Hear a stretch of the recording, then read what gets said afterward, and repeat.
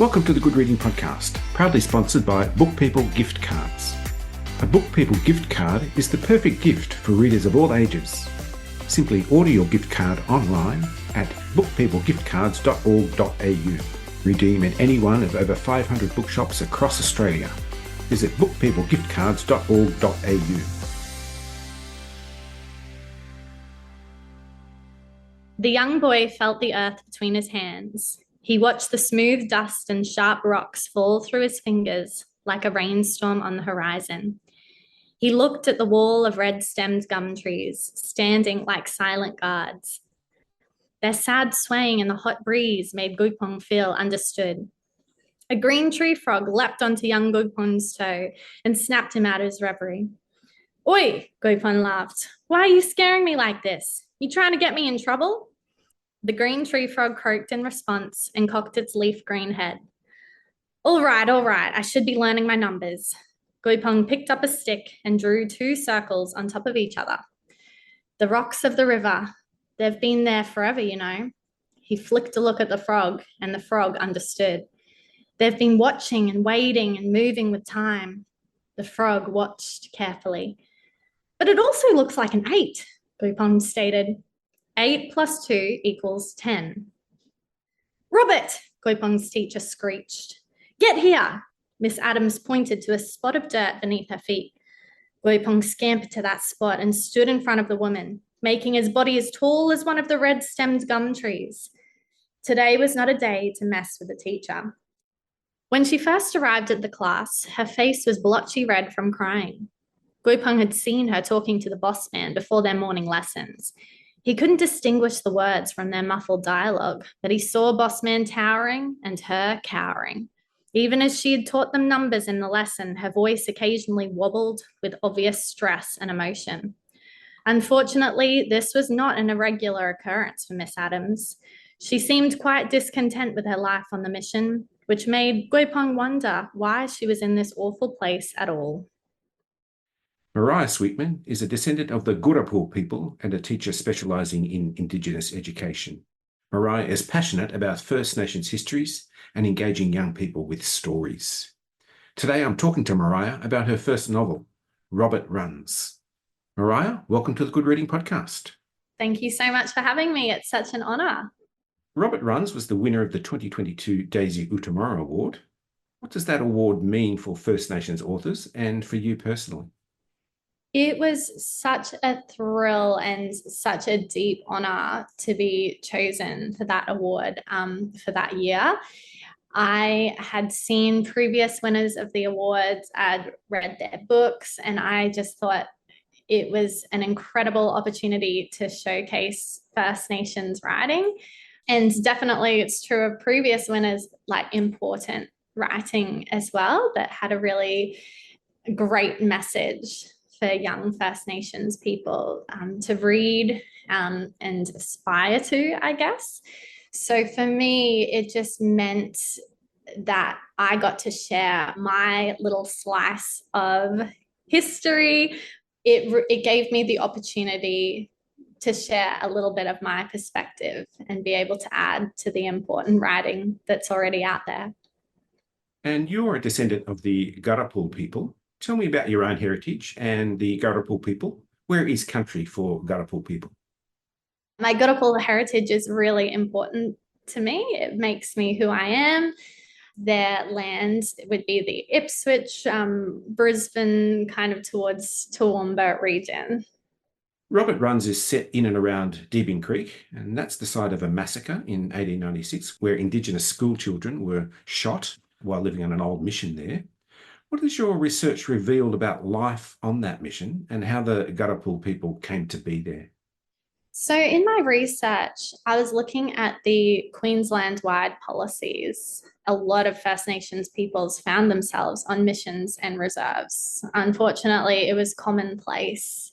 So my research led me to really understand what life would have been like for young people to be removed from their families, to be forced to seek shelter and safety because there's a lack of food supplies, there's lack of resources, and there's no other options And of course, later on, Australia decided that that was just government policy, that Indigenous people had to go on those missions and reserves. Because Robert Runs is such a personal story to me, as I'm using a fictional retelling of Robert Anderson's life, I was looking at these government policies through the lens of something that is so close to my heart, and imagining, well, what would it have practically looked like for a young child to find themselves separated from their brothers and sisters, from their parents, not knowing who is a relative, not knowing what happens to their relatives. And that was a driving force for writing my novels. So it was taking those first-hand accounts. There's lots of readily accessible information, first-hand accounts on Trove, the Bringing Them Home reports, obviously novels and non-fiction stories of what people went through, government reports as well, but also first-hand perspectives from missionaries and their perspectives of First Nations peoples and how they treated them. So I use that information to just think about what that would have been like for my great-great-grandfather and the effects on my family for generations to come as well. So let's talk about the Robert of Robert Runs, Robert Anderson, or Goupong. He's the central character, based on a real person, famous for defeating the then fastest man in the world, Arthur Postle, the Crimson Flash, as he was known. Tell me about that man, Goupong, and the boy you've imagined in Robert Runs.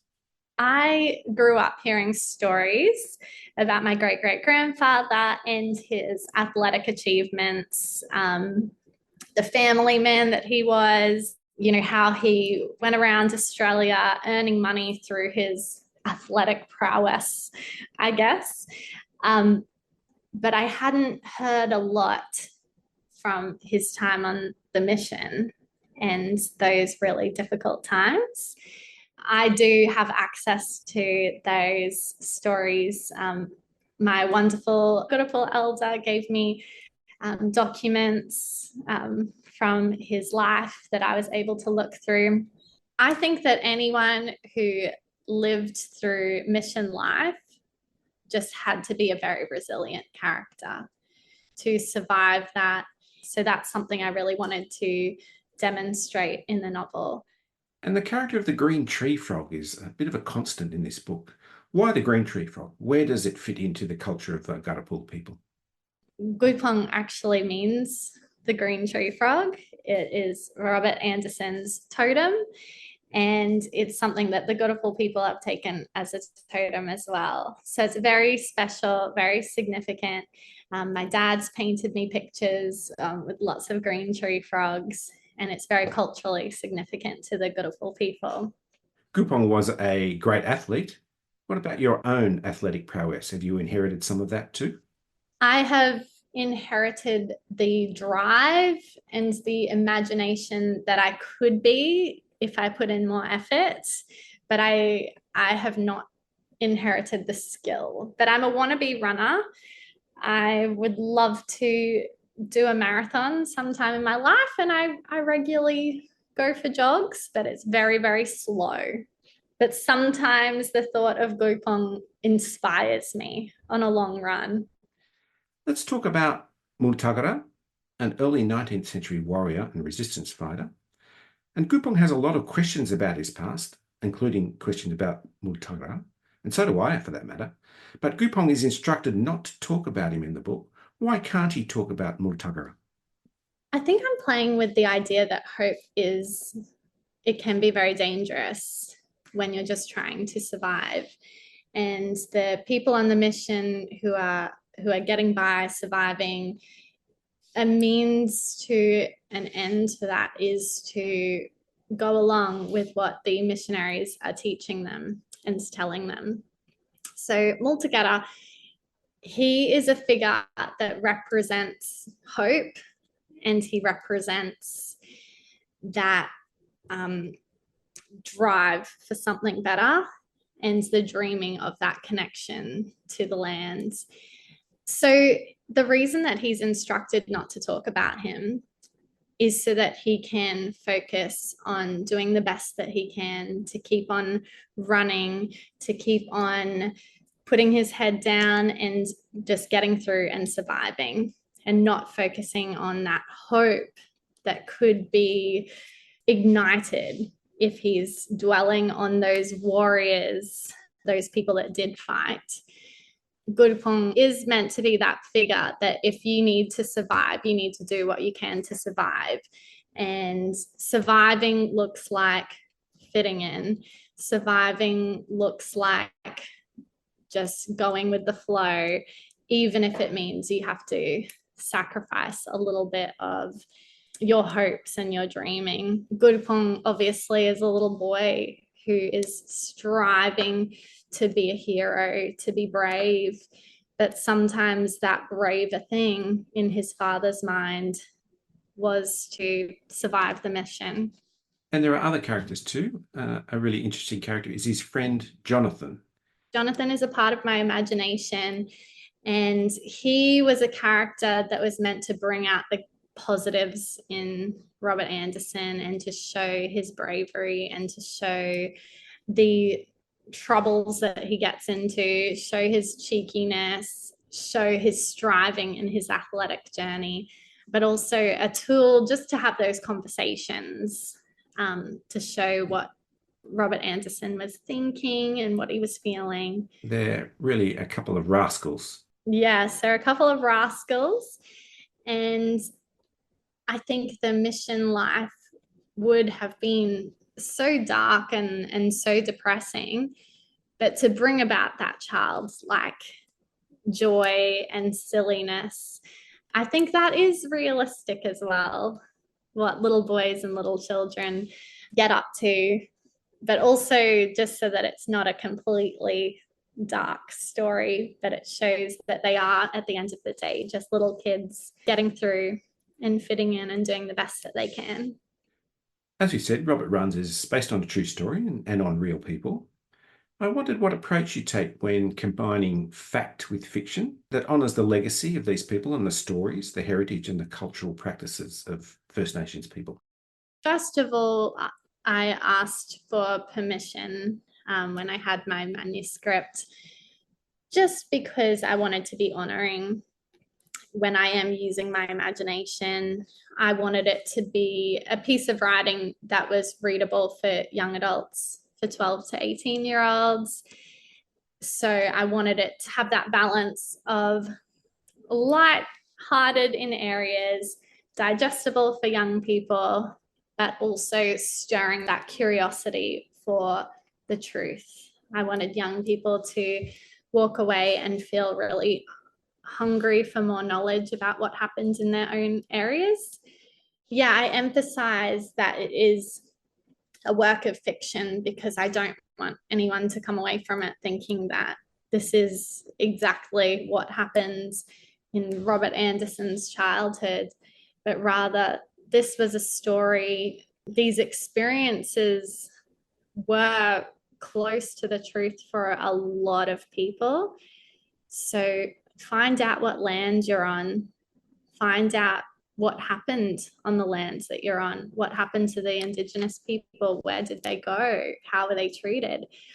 And I'd love for people to have that curiosity stirred up to investigate more. I want to disagree with you on one point, though. You said this book was for young people, but I thought this is a book for anybody, that anybody could enjoy. And part of my thinking in there is about the structure of this book. It's a very interesting structure with alternating stories of white and Indigenous history and what they reveal. There are stories within stories here too. And each time I read a story, I get a stronger sense of the complexity of our shared history. And also that storytelling is the fabric of Indigenous culture. Yes, I definitely wanted it to be accessible to adults as well as to young adults. And I think that struggle between white history and First Nations history, that is one and the same, but just has different perspectives and each history emphasizes different things.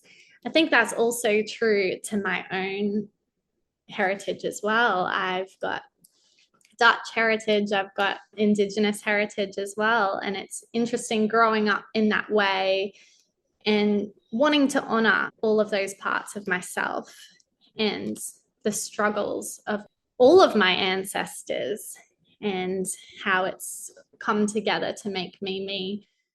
Mariah Sweetman, this is a fascinating story and a story for everybody. And thank you for joining me on the Good Reading Podcast. Thank you so much for having me. I've been talking to Mariah Sweetman about her first novel, Robert Runs. It's published by Magabala Books, and you can find it at goodreadingmagazine.com.au. My name's Greg Dobbs, and thanks for listening. This Good Reading Podcast was brought to you by Book People Gift Cards. Share the joy of reading with a Book People gift card. To find out more, visit bookpeoplegiftcards.org.au.